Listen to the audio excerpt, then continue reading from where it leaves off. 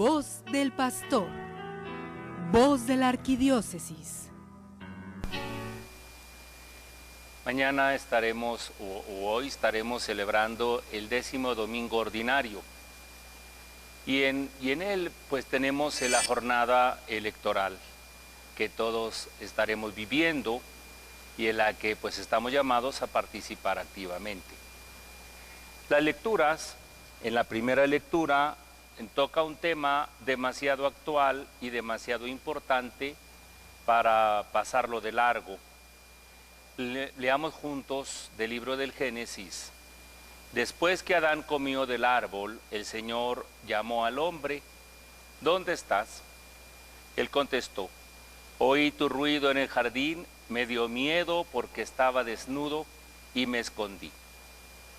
El Señor le replicó: ¿quién te ha dicho que estabas desnudo? ¿Es que has comido del árbol del que te prohibí comer? Hay una palabra que se repite varias veces en este fragmento y es la palabra desnudo. A ella se han añadido ajustadamente otras palabras, la de miedo, la de vergüenza. Se sabe que el relato bíblico de los orígenes del mundo usa un lenguaje simbólico y sencillo para expresar verdades perennes sobre el hombre y sobre el mundo. En este caso viene explicando el tema de la desnudez y del por qué ella tiene poder de turbar tan profundamente al ser humano. La desnudez no es un problema antes de la culpa. Poco antes, en el libro del Génesis se lee: estaban ambos desnudos, el hombre y su mujer, pero no se avergonzaban uno del otro. ¿Qué ha sucedido? La fractura del equilibrio y de la armonía entre el hombre y Dios ha determinado la quiebra dentro del hombre del equilibrio entre el cuerpo y el espíritu, entre los instintos y la razón. La desobediencia de la voluntad al Creador ha desencadenado la insubordinación de la carne a la voluntad. Como si un vasallo se negara a obedecer a su jefe, que a su vez se ha rebelado contra su propio soberano. El pecado de Adán y Eva no es, sin embargo, la única razón que explica el malestar que prueba el ser humano ante la propia desnudez y la de los demás. Hay por encima una explicación más profunda, que al menos en parte el no creyente puede igualmente compartir. Esa explicación ayuda también a entender por qué el sentido del pudor es tan universal y está igualmente presente fuera del mundo bíblico y cristiano. El hombre es un ser compuesto de materia y espíritu, animalidad y racionalidad.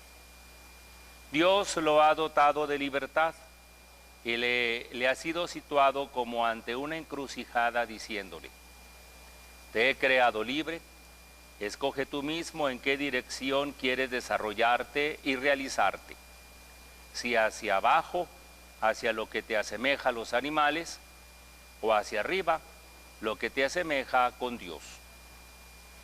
La turbación y la insatisfacción que el ser humano siente cuando se abandona a la materia y a los sentidos se explica como una advertencia que sale de su mismo ser para decirle que está haciendo una elección equivocada. Está perdiendo altura.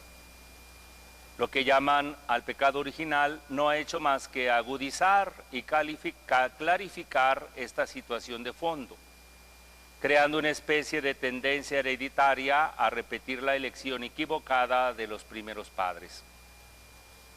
Todo esto explica por qué nosotros tendemos a cubrir las partes que más potentemente reclaman la atención del instinto. Y por el contrario, espontáneamente presentamos el rostro y los ojos desde lo que se transparenta más directamente nuestra interioridad espiritual a la mirada de los demás. El pudor, por lo tanto, proclama por sí solo el misterio del cuerpo humano que está unido a un alma inmortal. Manifiesta que hay en nuestro cuerpo algo que va más allá de él y lo trasciende. Allí donde se vence cualquier sentido del pudor, la misma sexualidad humana viene a trivializarse. Se despoja de todo reflejo espiritual y se reduce a simple mercancía de consumo. A la luz de estos principios bíblicos, ¿qué decir de nuestra cultura occidental que pone en ridículo el pudor y hace gala de quien traspasa cada vez más lejos sus confines, creyendo prestar con ello un servicio a la causa de la libertad humana? Esto es, ante todo, un rechazo a la realidad. Es imponerse o imponer a los demás algo artificial, pues no viene de lo natural, que es mucho menos natural, en todo caso, por el hecho contrario de cubrirse. Contiene un elemento de desafío, un querer demostrar algo a sí mismos y a los demás. El sentido común del pudor de una cultura a otra cambia ciertamente en sus formas y sus expresiones. En su base, sin embargo, hay algo que no depende solo de la sociedad, sino que nace y se desarrolla con la evolución de una conciencia de sí mismo como ser, además, espiritual. Apenas el ser humano surge de la infancia o de un tipo de sociedad absolutamente primitiva, no tarda en manifestarse un cierto sentido de pudor en él. Esto no nace solo con el aparecer de la malicia. El mal, es claro, no es la desnudez en sí misma. El cuerpo humano es obra de Dios y es reflejo de su belleza. Es más bien el uso instrumental y comercial que se le hace para seducir y hacer dinero. El uso que se hace de la desnudez en la pornografía y frecuente también en la publicidad, no es otra cosa que una forma residual de prostitución, un vender el propio cuerpo. Se cuenta que un discípulo del gran pintor griego Apeles había realizado el retrato de una mujer de Atenas, pintándola recargada de oro y de joyas. Cuando el maestro lo vio, comentó: no habiendo sabido pintarla agraciada, la has hecho rica.